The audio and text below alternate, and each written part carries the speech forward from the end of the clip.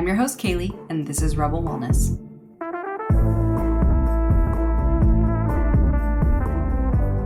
You've just tuned in to Rebel Wellness, the podcast that's here to revolutionize your approach to personal health and well-being. I'm your host, Kaylee, also known as Coach Kales, and I'm thrilled to have you join our Rebel community. In a world that's saturated with fleeting diet trends and unrealistic beauty standards, we believe it's time for serious change. Our mission is simple yet profound: to empower women like you to break free from the confines of today's diet culture and embrace a holistic approach to health that's sustainable for the long haul.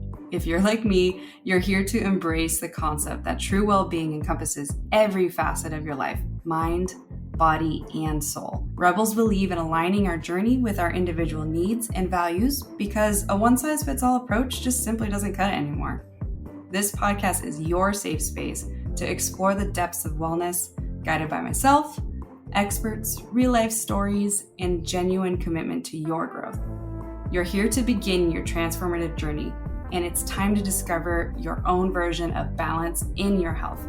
Every week, when you tune into Rebel Wellness, we'll learn, grow, and rebel against the polarizing, outdated norms to finally achieve lasting vitality and joy. Because that sounds pretty great, right? Your journey starts now, and I am so excited that you're here.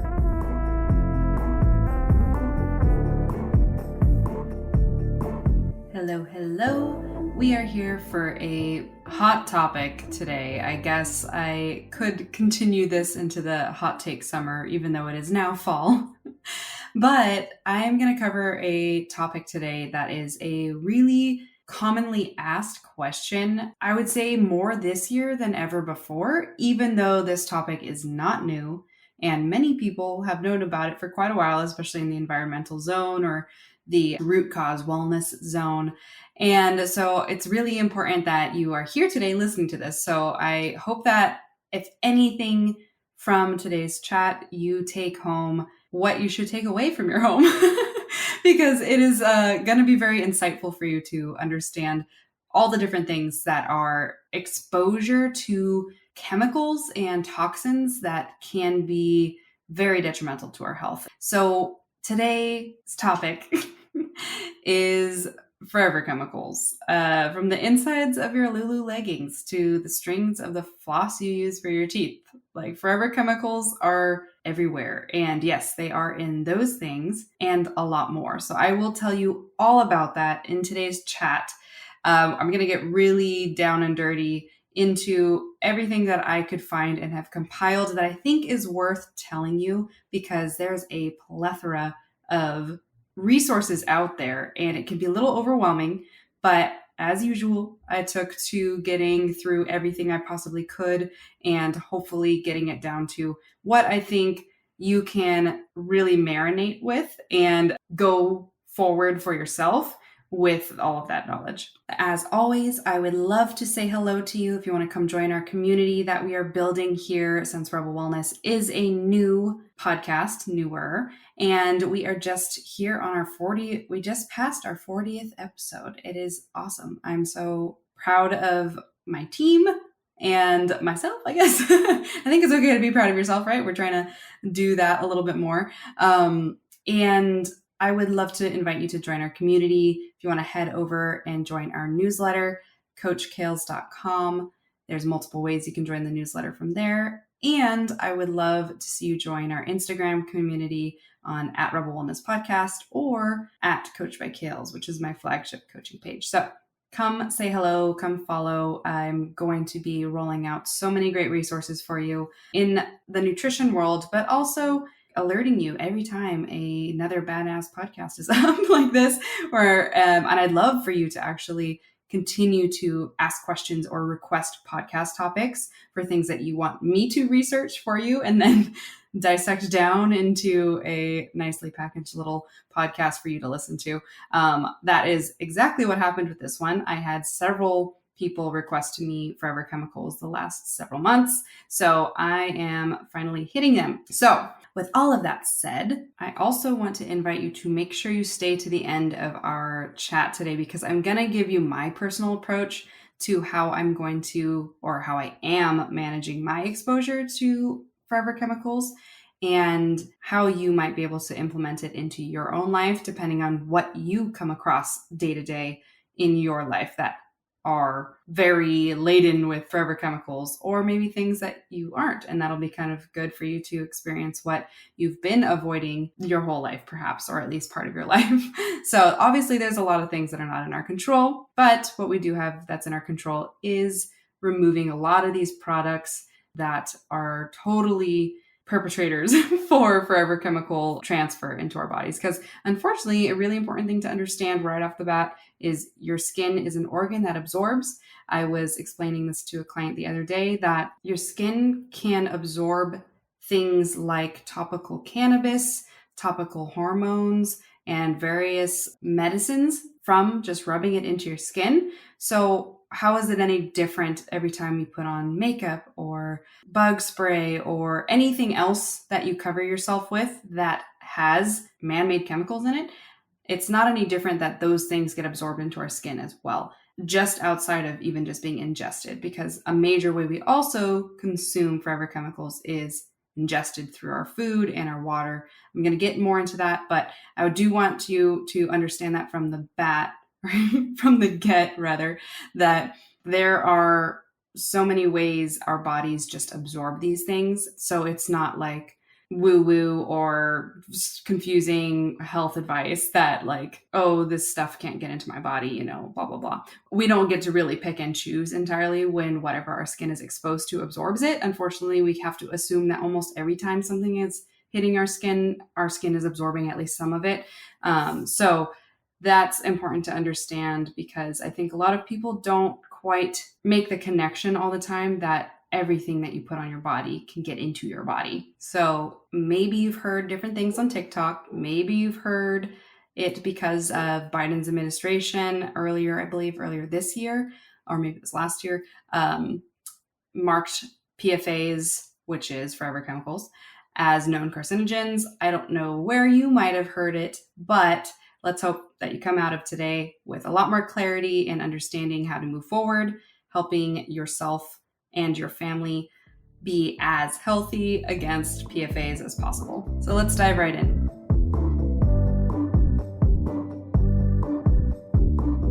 What are forever chemicals? Like I mentioned a second ago, they are shorthanded into PFAs, which is per and polyfluoroalkyl substances.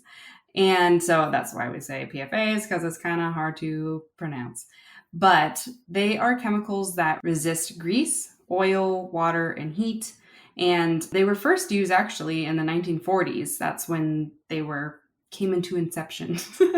And now they're in hundreds of products, including like majority of the stain and water resistant fabrics, carpeting, cleaning products, paints, makeup, cosmetics, and firefighting foams, which is only applicable to some people.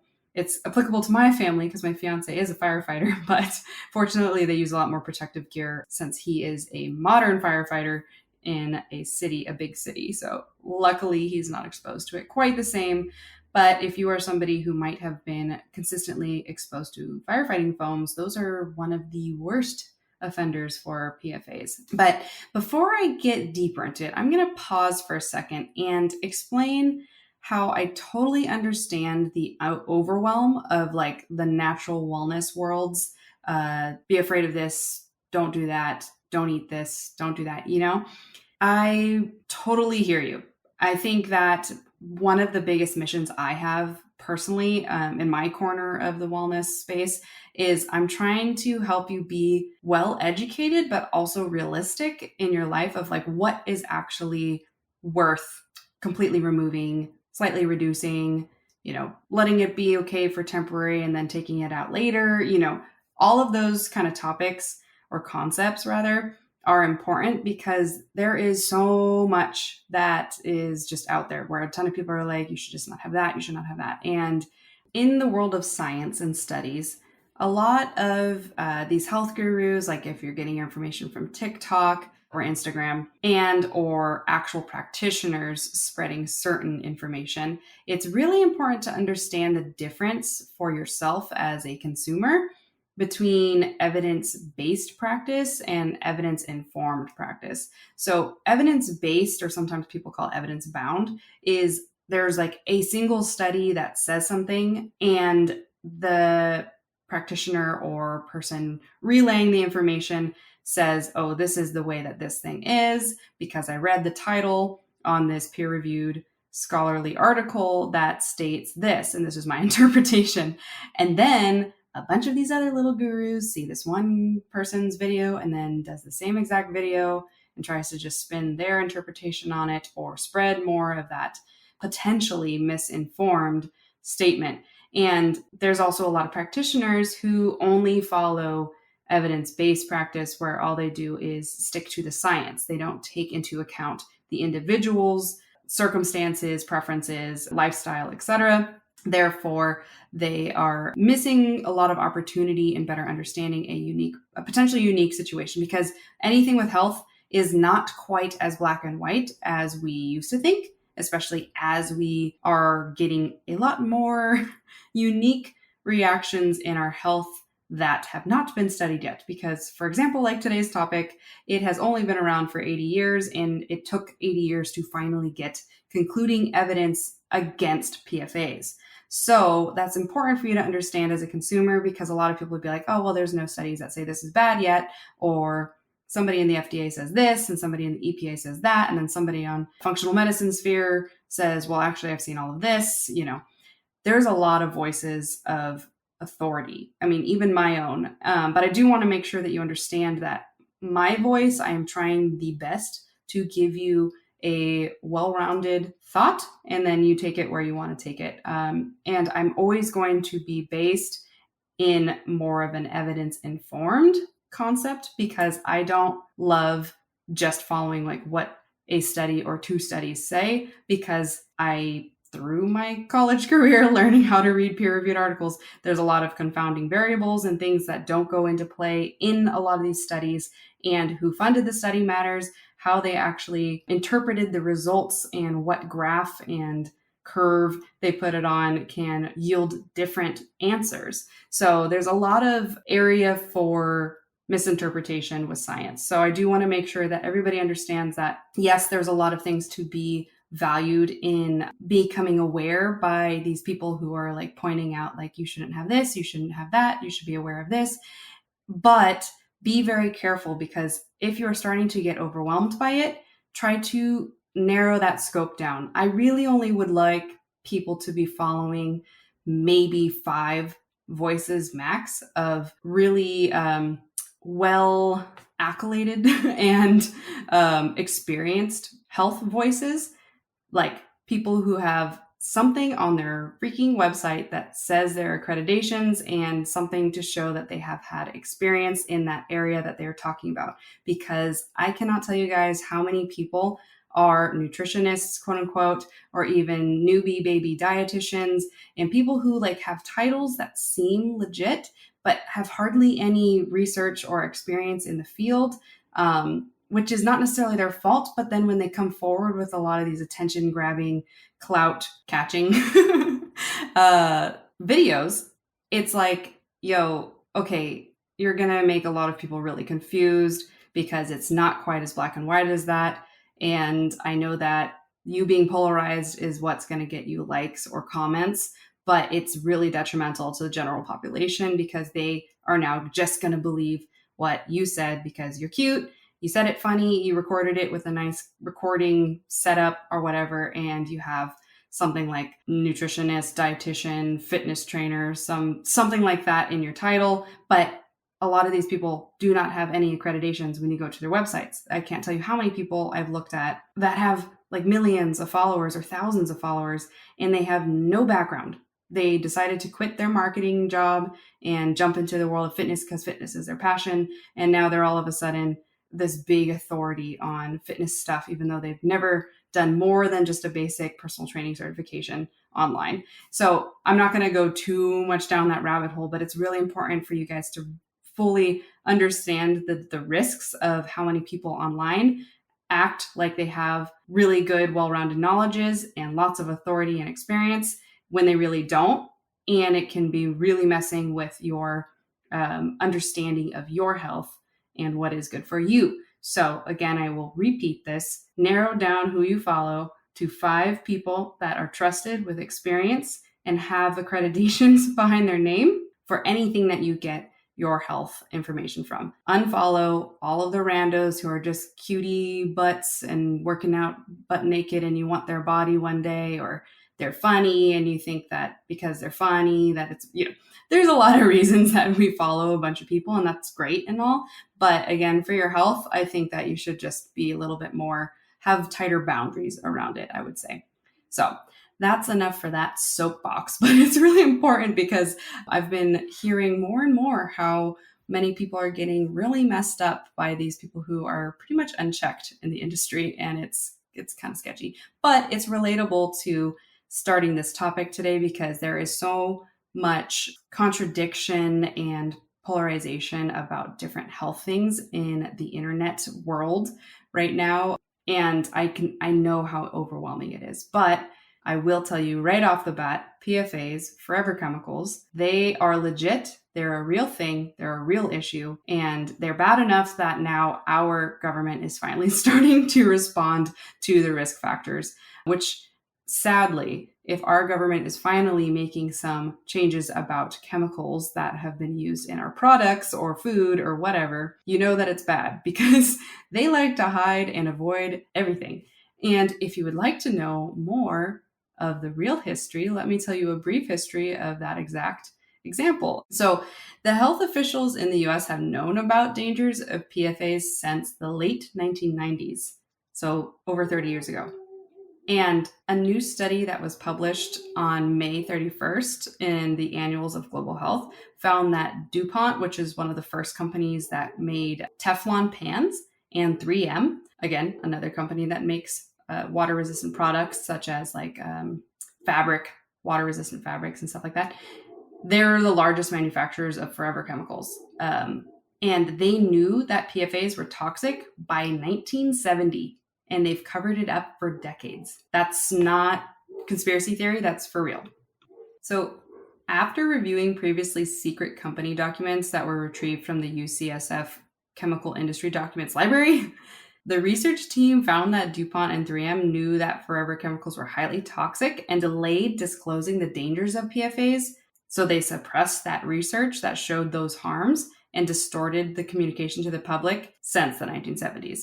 And according to the paper, internal studies were identified ranging from 1961 to 1994, showing that DuPont had evidence of PFAS toxicity from internal animal and occupational studies that they did not publish in the scientific literature and failed to report their findings to the EPA as required under TSCA, which is regulations for the US health code and everything. And these documents were all marked as confidential. And in some cases, industry executives were explicit that they wanted this memo destroyed. So if you don't believe that there are big wigs out there who are like what we would call this big forever chemicals, like big pharma and all that, big non-stick, that's what we're going to call them. Unfortunately, they have been withholding very important health information about the toxicity of their products for nearly 50 years now, guys. 50 years. Can you imagine how many other things, more so than just aspartame, are currently being withheld right now? So I don't want you to get all catastrophize-y, and I hope none of you are like hypochondriacs and freaking out or any of that stuff. But I do want it to be well known that this is something that is very common, especially in the kind of capitalistic, money-hungry society we have right now. It unfortunately is similar to like big pharma. When there's so much money that comes behind a product that you can resell consistently, such as sick people who need monthly medications, unfortunately, they're going to continue where the money's going. They don't care about human health oftentimes. And I know that so many people cannot comprehend that. They think there's no way there's villains like that out there. Let me tell you straight, there are. There are for sure people up there.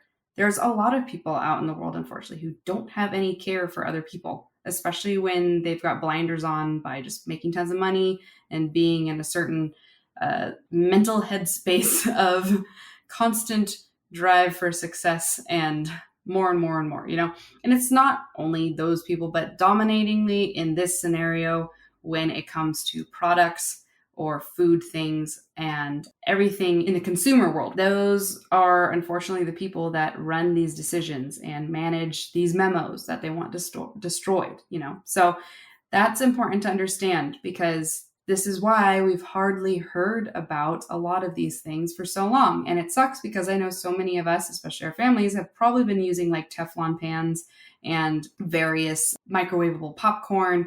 I'm going to keep getting into more of where you're going to find these PFAs and such. But first, let's talk a little bit more about these chemicals. So the fact that they've been around for roughly 8 years is one single lifetime. That's like an 80-year-old person, right? Or 2 to 3, maybe 4 generations of people from that person. So that's relatively new, right? There's not going to be a ton of generational genetics that come from only 80 years, but that is also why we're starting to see it more specifically and can pinpoint, it's the PFAs that are affecting people. That company that I was just talking about, DuPont specifically, they actually discovered that these PFAs were toxic because of the 8 women that were on the line working with the Teflon in their factory at the time. The 8 women who had babies, 2 of them had birth defects. So then that led them to research, maybe it's the exposure to these chemicals. And sure enough, it was. So 2 out of 8 pregnant women exposed to the Teflon for not very many years, I think it was only several years, had babies with birth defects. That's how immediately these women were negatively affected by these forever chemicals. So that's definitely one of the most concerning aspects of PFAs, is that it's impacting our children. And that's where the genetics come in, that now we're starting to see more and more generations after more and more exposure outside of the factories where this is a significant issue. And the other concerning aspect of PFAs is that they are very persistent in the environment. So not only do these chemicals they're forever chemicals because they are forever in you. They don't break down easily in nature. They don't break down easily in you. So they have extremely long carbon fluoride bonds that make them resistant to degradation by biological and chemical processes. Some of that's not entirely important for you to fully understand, other than the bond of the chemical structure of many of these forever chemicals doesn't break apart. And it was designed that way to be giving us like products and things like, like the Teflon pans where they're non-stick. So like, how great is that? Things don't stick to it. I can cook whatever I want and it's not as much of a mess. So this is bringing some nice ease of use to the consumer, and it's always creating solutions. A lot of chemicals have been made to create solutions, right? Like aspartame, for example. How do you make a soda taste similar to the full sugar version, but without the sugar? Then they made aspartame, So same concept. But unfortunately, these PFAs have the ability to bioaccumulate in living organisms like us and animals in the environment, and they can also accumulate in plants over time, especially like in aquatic ecosystem. PFAs can move up the food chain, and that potentially leads to high concentrations in top predators, because the top predators are eating most of the other fish and things. So we're having a lot of issues across the board where these forever chemicals are getting into nearly all of the top living organisms in the world, unfortunately, because we're top predator ourselves, and everything that eats everything else is living its full life, procreating, making more, carrying these chemicals on, unfortunately. So that's the brief history. There's a lot more going on there, like how so many people have been trying to get the EPA to recognize these forever chemicals as an issue, especially people from the various environmental groups and like major environmental groups. And so they've been like banging their heads against the walls because they're like, these are issues. And all the big big federally run companies like EPA and FDA are just ignoring it, or were just ignoring it until it got to the point now where we can't. So if you're wondering how come your state hasn't said anything about it or done anything about it, well, it's definitely explained by the fact that there's a lot of people trying to reduce the exposure of the understanding of where all these chemicals are going and how you're getting it into your body. And then one of the major ways that it gets into our body is through our watershed. So unfortunately, our tap water, depending on where you live and how your state is processing their waste and such, like landfills and everything, as well as if your state has a lot of fires and if they're having to use a lot of foams to get the fires down, such as like, unfortunately, like California and other places that are prone to wildfires, or just places that have a lot more fires than anywhere else. So big cities, they are all higher risk for getting PFAs into their groundwater. And the groundwater goes into our tap water. And unfortunately, because the US has not been paying attention and caring about filtering out PFAs specifically, there is not much in place at a federal level yet of water contamination. However, many states who had a lot of this data brought in front of them for several years now, several states started to implement tap water regulations for at least 7 of the known major PFAs, or forever chemicals. However, there are 1,000 plus PFAs, unfortunately. So it's pretty much in your hands to manage your water. And that is the first thing that I will say is it's very important to make sure, A, you are not drinking tap water. You should never be drinking tap water. If you've been drinking tap water because you've always thought it was fine, it's generally safe, quote unquote. However, it is not very well filtered at all, and it needs to be processed again before you drink it for safer consumption. So I'm going to talk a little bit more towards the end about my top recommendations for water solutions, but that's a very important thing to understand, is that one of the major places that at least the US is making moves on forever chemicals is due to the fact that the Biden administration finally made a specific proposal for national standards to combat the PFAs in drinking water, just in drinking water for now, which is great for at least some level of federal regulation. But it is important to know that you should be aware of what quality your tap water is. And actually, something really great that's a resource for PFAs and other things is you can go to the interactive map on ewg.org for their PFAs contamination map, and you can check your area for your exposure risk levels. Really fun for me to see that most of the places I have lived since moving to Portland and then moving to San Jose area and then now to Monterey all have higher levels of PFAs in their water.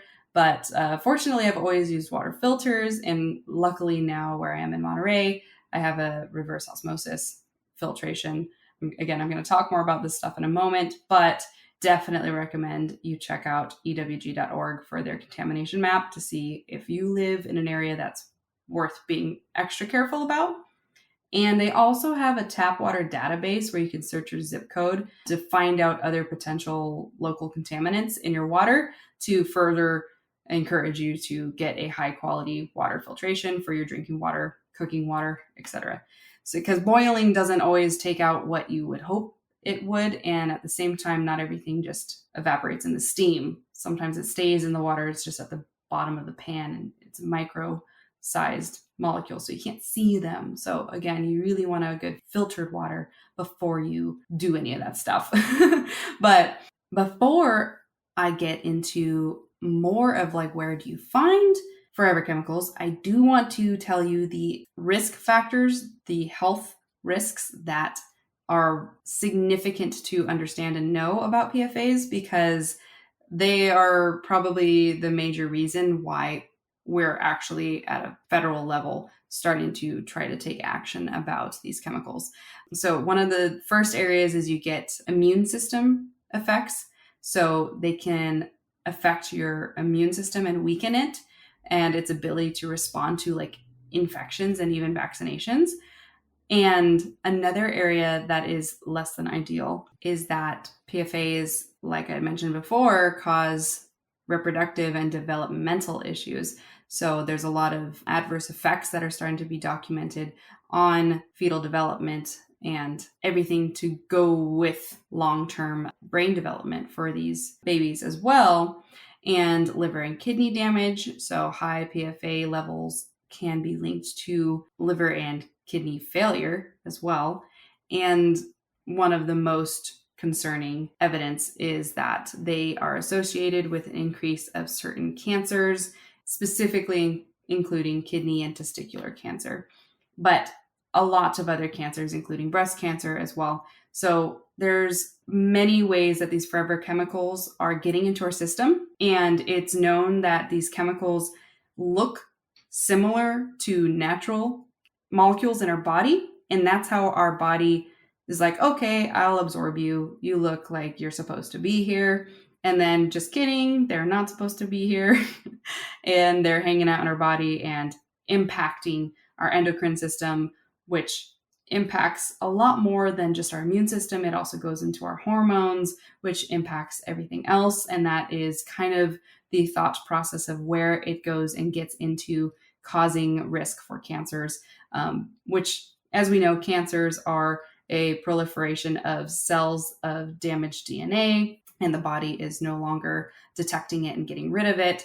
And so then it proliferates and becomes a bigger issue. And so that's not great that these chemicals are encouraging that to happen in people who are exposed highly. So those are some of the major health risks to humans for PFAs, and that's something why it's not something to sleep on. It's very important for you to be aware of, especially if you're somebody who might be dealing with precursors to cancer, or maybe you have early stages or you're concerned about that.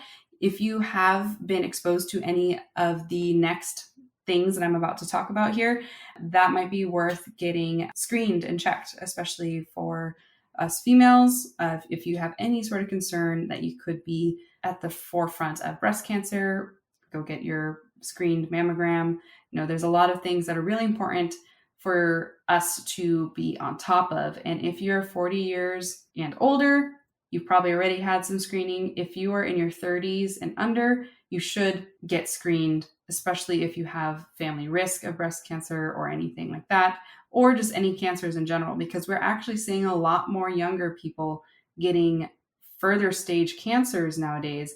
And we are not entirely sure why that is, but it would not be surprising to me if it's because of our environments and what we've been exposed to at a younger age longer than other decades before us. So definitely recommend you take that seriously about prevention, get tested, and figure out a little bit more of the picture of your current health and just be proactive, because you can more easily work on preventing or reversing things or attacking things if you catch it in early stages. But if you wait too long because you're afraid to find out, or you don't, you're afraid for whatever reason, or you don't want to invest in it, whatever the reason might be, it might be riskier, because then you are avoiding what the power of knowing in the now can do for you. So I do want to encourage you, if you are somebody who lands in one of those categories, there's never anything beneficial about avoiding good quality testing to figure out if there's something more involved that you should be tackling right now. Because I've known several clients who have gotten early preventative tests, even just down to hormone tests like the Your Hormone Balance, which has helped detect significant imbalances that will lead to chronic disease and or potentially cancer. Especially if you're somebody who's living in an estrogen dominant state, you're at very high risk for developing breast cancer. That's just something there's a correlation to, unfortunately. And especially if you have habits like frequent drinking, like frequent alcohol consumption, your hormones will show you what's going on. And then by that, you can go and get further testing and better understand it. So I always recommend Your Hormone Balance as the easiest gateway into it, because if you especially use my code Rebel Wellness 15, you'll get 15% off the total price. And it's only it's under $300, which is some of the cheapest hormone testing you can get out of pocket. It'll mail right to your house. You do it right from your house, you mail it back, and you get your results within a week. And it's been very, very helpful to so many of my clients who have actually done it. Or if you have a functional medicine practitioner, they can run more in-depth hormone testing for you through that as well. Unfortunately, conventional medicine won't. So I do want to make sure that you understand that this is applicable to this chat today, because forever chemicals will disrupt your endocrine system, which is your hormones especially, and you'll want to figure that out sooner than later. Trust me. I have your best interest in mind, and I do not care if you use that discount code in that place or if you use your practitioner. I just want you to figure out where your health is at. That is very important. So definitely don't sleep on preventative testing.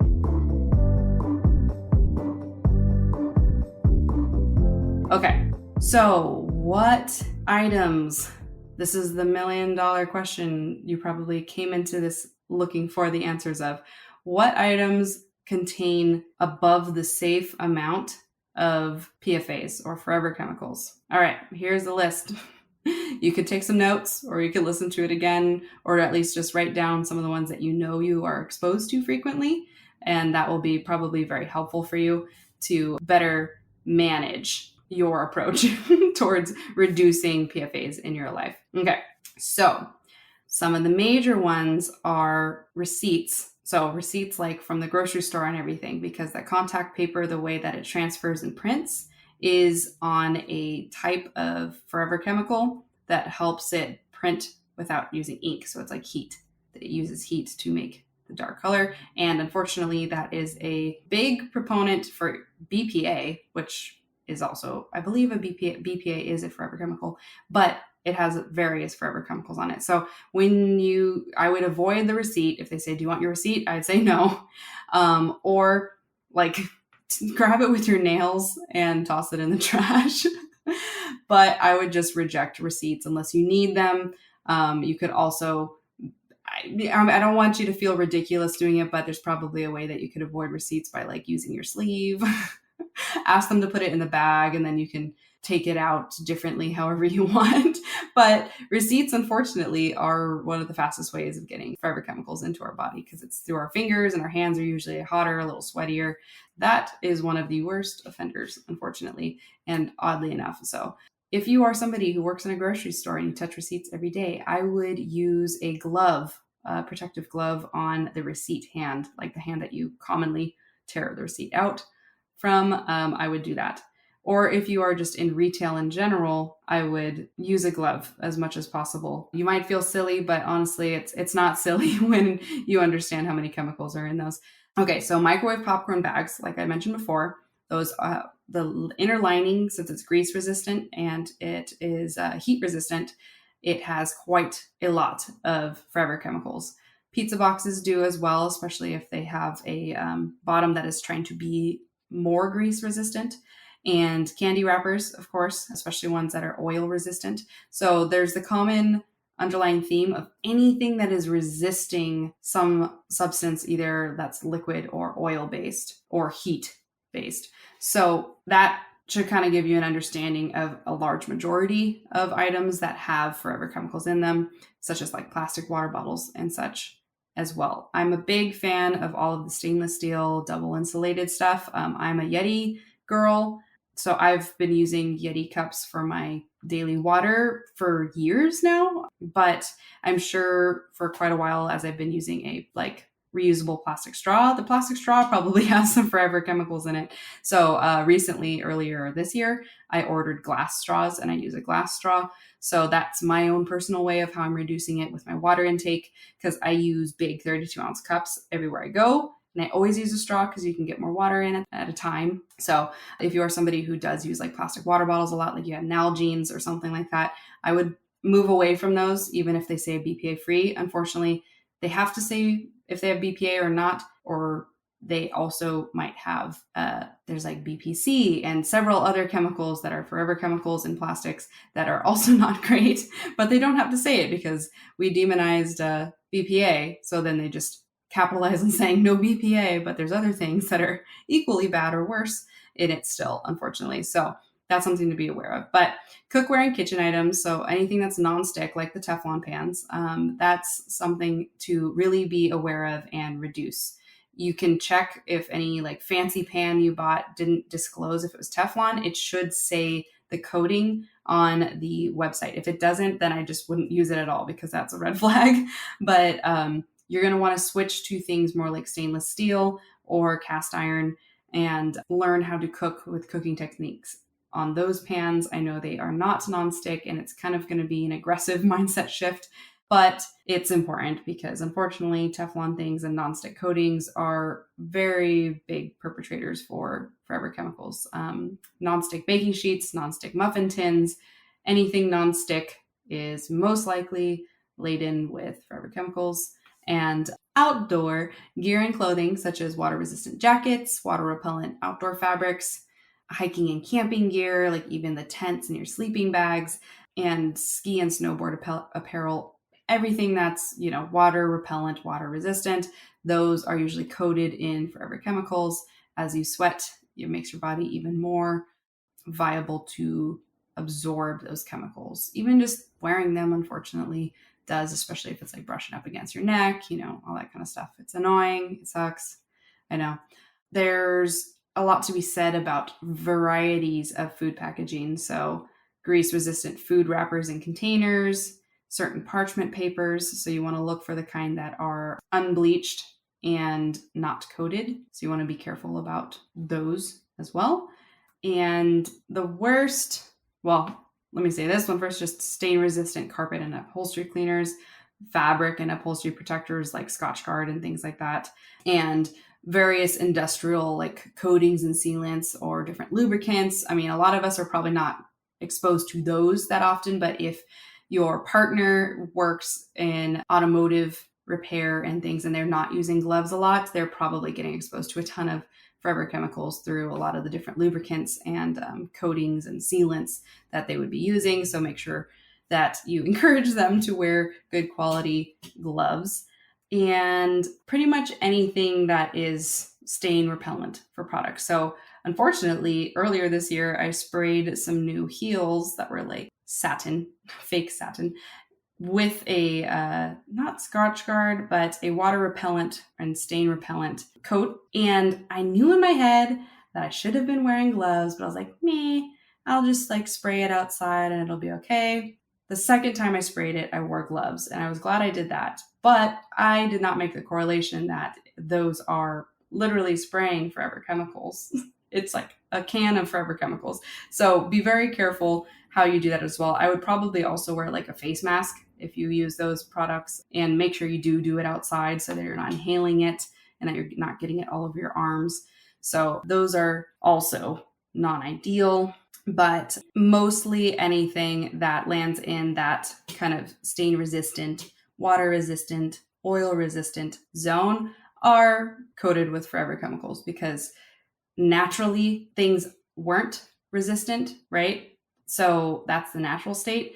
Anything that has been made to be resistant is most likely not ideal for you and most likely has a lot of forever chemicals, unfortunately. And the last one that's really important for my ladies listening, or anybody listening, honestly, waterproof makeup is really bad. Mascara, eyeliner, etc. And I will personally say out loud, I have been using waterproof eyeliner for a very long time, and I didn't know that it was waterproof until I checked it the other day, just as I was thinking about it after, researching for this podcast.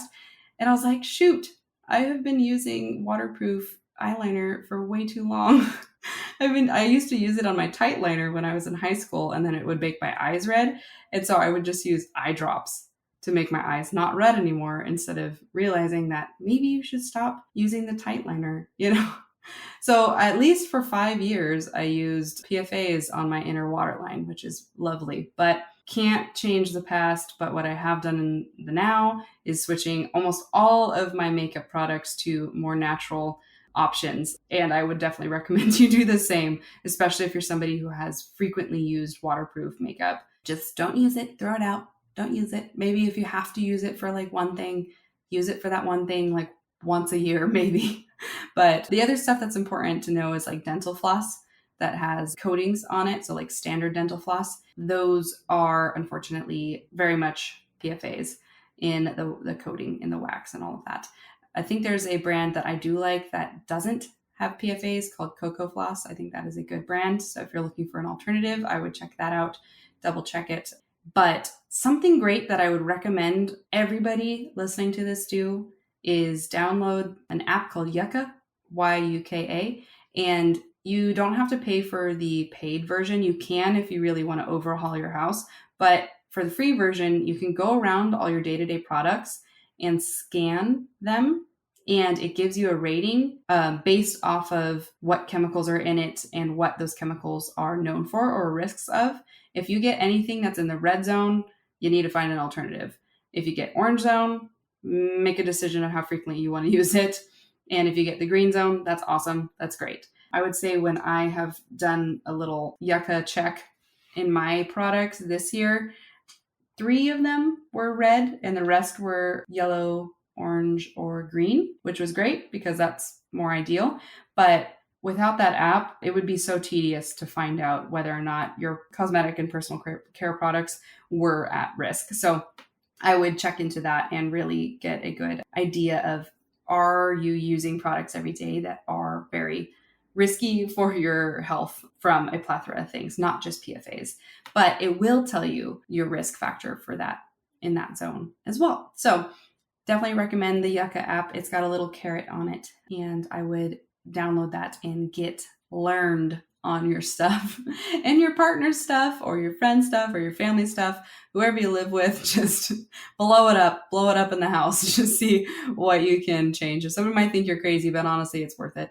It's one of those areas of hot topic wellness guru things that I think is actually on point. And it's not just wellness guru. Environmental authorities are also massively saying, get the PFAs as much out of your life as possible. So it's very important that you do take it seriously compared to things like the stevia debate or the aspartame debate or things of that sort, or PFAS, which is kind of funny that PFAS, if you didn't listen to my fats episode, definitely go back to the macro series and listen to that episode.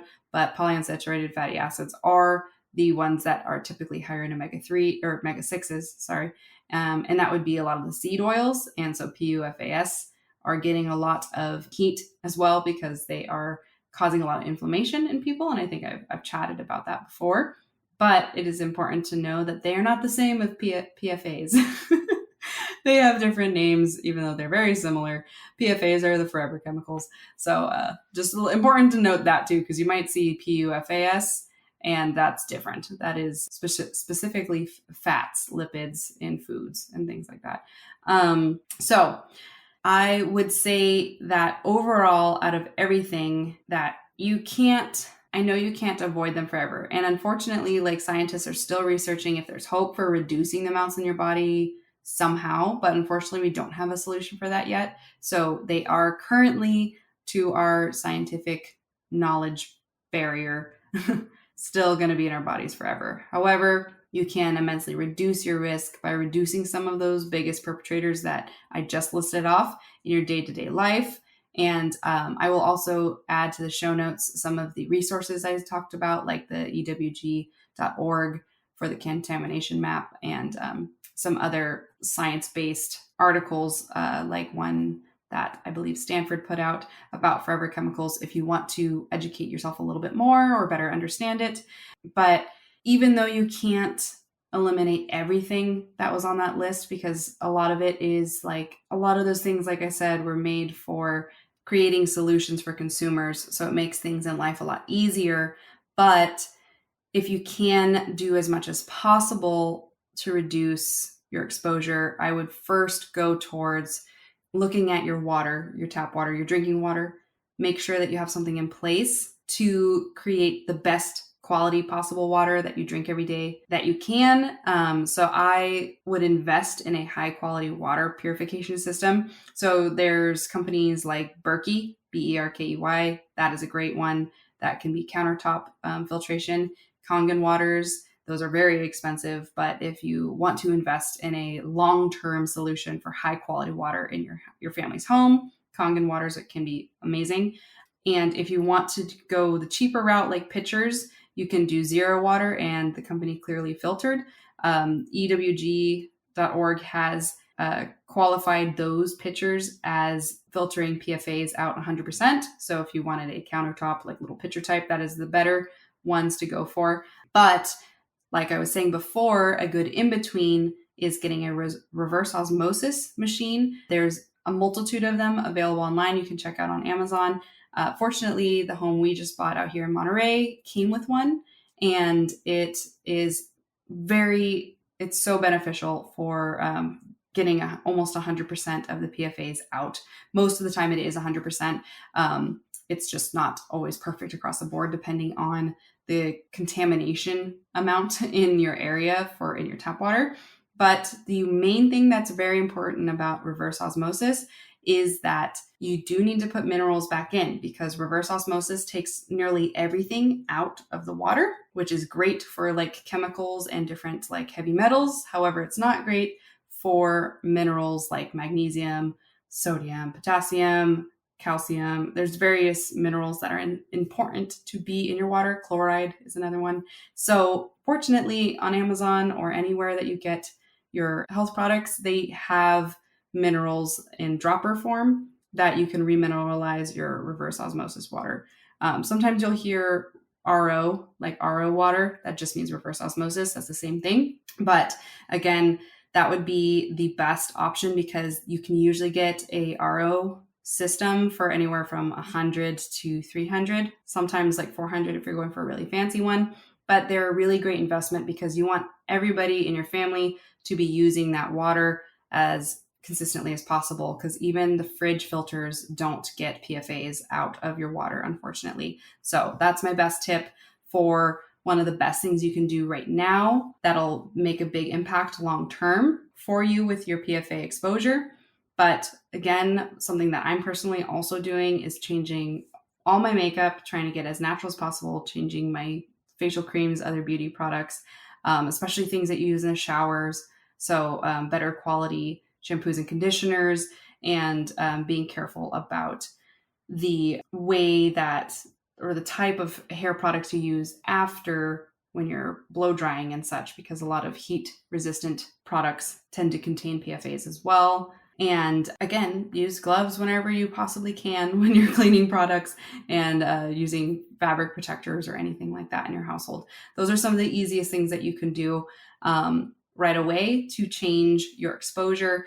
But on top of that, I definitely recommend you do a little bit of an overhaul in your kitchen. Make sure you never microwave stuff in plastics. Get the glass containers. Don't cover it with plastics. I usually just cover my glass containers when I'm reheating stuff, or if it's on my ceramic plates, I will usually just cover it with a paper towel and microwave it that way. I know that there's like so many cute different like plastic cover things that are like reusable in that way, but unfortunately the exposure to the plastics and the PFAs and such that come out of that are not great. And then also get rid of all your nonstick pans, or reduce your use of them significantly.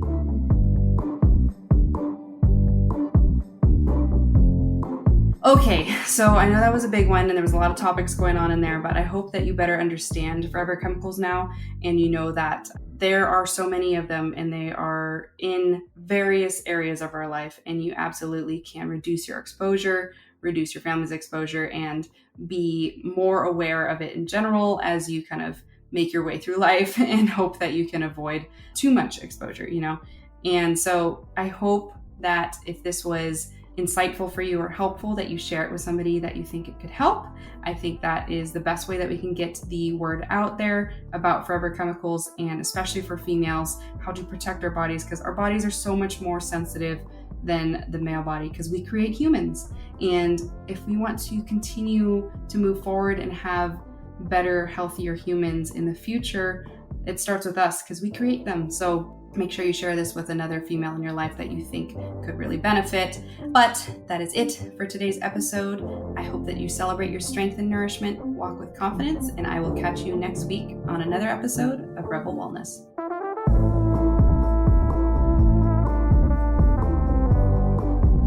you are still listening, thank you for tuning in to our latest episode of Rebel Wellness. If you've been enjoying our conversations around health, fitness, and wellness, I have some exciting news for you. So if you would love to join our newsletter group, you can join us on coachkales.com, or you can join my Stan store at stan.store/Kales, Kales. And that's an awesome opportunity for you to snag some freebies that I've created, including a macro hack grocery list that is going to help you kind of design a custom grocery list, especially for following macronutrients, because as you know, if you didn't listen to my Macros in May series, I would go back to those episodes because it has been a game changer for so many of our listeners for getting more on top of how to shape their physique and their health goals with the food they're eating. So don't sleep on that. Go get your free download. Or I also, for fun, have a little 14-day ab challenge that I actually have used with my clients,